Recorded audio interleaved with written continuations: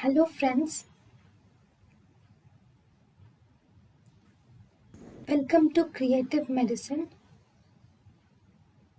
In this lecture, we will learn about Fibrolamellar hepatocellular carcinoma.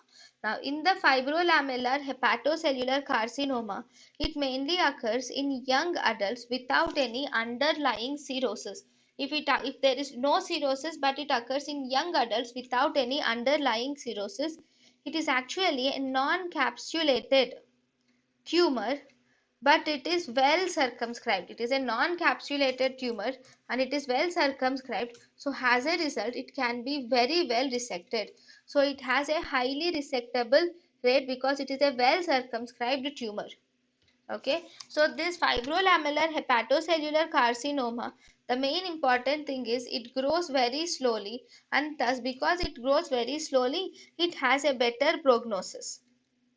Then pathology of hepatocellular pathology of fibrolamellar hepatocellular carcinoma.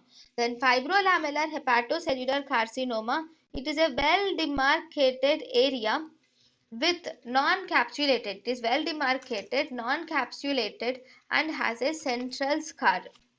So it is a well demarcated area and it is non-capsulated, and there is a central scar which is present in the fibrolamellar hepatocellular carcinoma. The central scar can help us to distinguish between the tumor. And this central scar is also present in focal nodular hyperplasia. So this central scar will make it difficult to distinguish between the fibrolamellar hepatocellular carcinoma and follicular nodular hyperplasia. So both these are different to focal nodular hyperplasia and also fibrolamellar hepatocellular carcinoma. Both these are difficult to distinguish because of the scar. Okay, next. But how are you going to differentiate both of? thank you and thank you for watching.